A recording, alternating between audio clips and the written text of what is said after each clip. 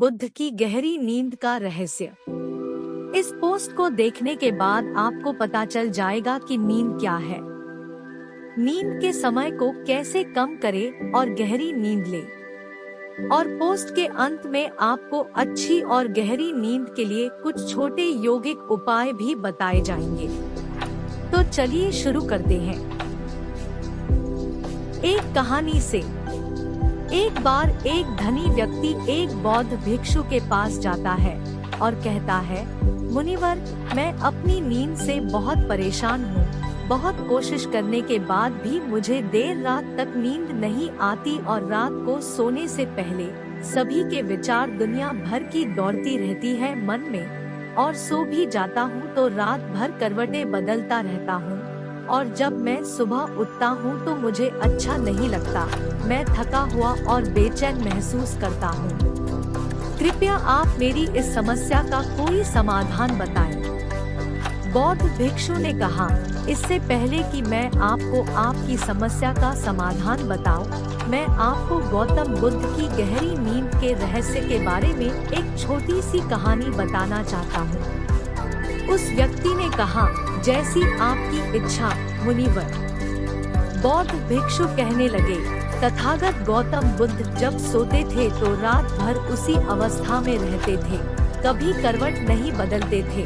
रात को जिस अवस्था में सोते थे सुबह तक उसी अवस्था में रहते थे। गौतम बुद्ध के एक शिष्य आनंद थे जो अक्सर उनके पास सोते थे। आनंद को यह बात बहुत खल रही थी कि जब भी रात में आनंद की आंखें खुलती तो गौतम बुद्ध उसी भौतिक अवस्था में पूरी रात कैसे गुजार सकते थे। तो वह हमेशा जानता था कि गौतम बुद्ध एक ही अवस्था में सो रहे हैं। यह बात उनके मन में कई सवाल पैदा करेगी, लेकिन एक दिन भिक्षु आनंद अपनी जिज्ञासा को रोक नहीं पाए और वह गौतम बुद्ध के पास गए। आधी रात को उन्होंने गौतम बुद्ध को जगाया। अपनी नींद से उठकर बोला, तथागत मुझे क्षमा करें, मुझे पता है कि यह आपसे प्रश्न पूछने का सही समय नहीं है, क्योंकि आप दिन भर चलते रहते हैं और लोगों को धम्म का ज्ञान देते हैं और उनकी समस्याओं का समाधान करें। लेकिन मेरी जिज्ञासा इतनी बढ़ गई है कि मैं सुबह तक का इंतजार नहीं कर सकता, इसलिए कृपया मेरे प्रश्न का उत्तर दे और मेरी जिज्ञासा को शांत करें। भिक्षु आनंद ने आगे कहा, मैं पिछले 20 वर्षों से आपके साथ हूँ और मैं देख रहा हूँ कि आप पूरी रात एक ही अवस्था में बिताते हैं। आप जरा भी नहीं हिलते, तो क्या आप वास्तव में सोते हैं या आप नहीं सोते हैं? गौतम बुद्ध ने आनंद की ओर देखकर मुस्कुराते हुए कहा, मैंने अपने लिए सोने की सही मुद्रा खोज ली है। अब मुझे सोते समय हिलने डुलने की आवश्यकता नहीं है। मैं नींद में भी जागता रहता हूँ जब तक मेरा शरीर सोता है, पर मैं जागता रहता हूँ। सवाल यह नहीं है कि शरीर नींद की अवस्था में चलता है या नहीं, शरीर स्थिर अवस्था में क्यों नहीं रह सकता। वास्तविक कारण मन है। मन ही है जो शांत और स्थिर नहीं रह पाता, और यही कारण है कि हम नींद की अवस्था में भी अपने शरीर को हिलाते रहते हैं। लेकिन मैं इन सब बातों से परे आ गया हूँ। अब मुझ में मन जैसा कुछ नहीं बचा। जब मैं सो जाता हूँ तो मेरा शरीर मुर्दे जैसा हो जाता है, मन जैसा कुछ नहीं रहता। आनंद, क्या आपने कभी किसी मृत शरीर को अपनी अवस्था बदलते हुए देखा है? गहरी नींद की अवस्था में भी यह सारा काम हमारा मन ही करता है।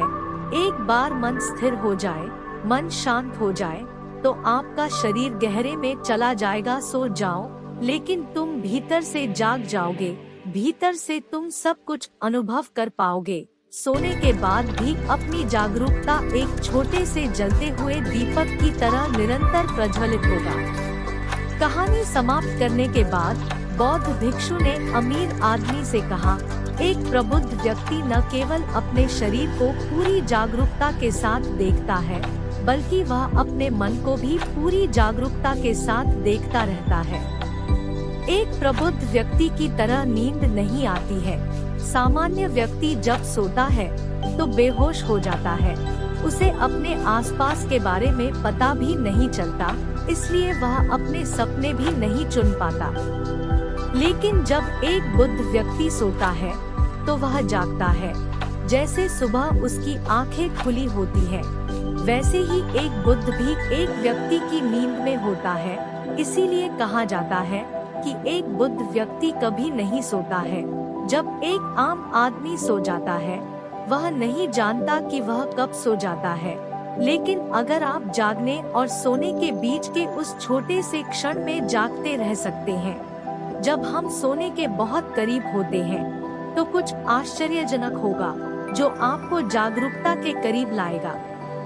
यह सुनकर उस व्यक्ति ने कहा, मुनिवर ऋषि, मुझे इतनी गहरी आध्यात्मिकता की बातें समझ में नहीं आती। कृपया मुझे आसान शब्दों में समझाएं कि मुझे गहरी नींद आसानी से क्यों नहीं आती। बौद्ध भिक्षु ने कहा, मुख्य 5 है। देर रात तक जागने और आसानी से नींद न आने के कारण सबसे पहला कारण है बिस्तर पर सोने के अलावा अन्य काम करना। जैसे कई लोगों की आदत होती है कि वे बिस्तर पर ही खाना खाते हैं, बिस्तर पर बैठकर पढ़ाई करते हैं और ऐसे कई काम वे अपने बेडरूम में ही करते हैं। शयन कक्ष का अर्थ सोने का स्थान होता है, लेकिन लोग इसका प्रयोग अन्य कार्यों के लिए भी करते हैं, जिससे हमारे मस्तिष्क में शयन कक्ष का कोई निश्चित अर्थ नहीं होता है।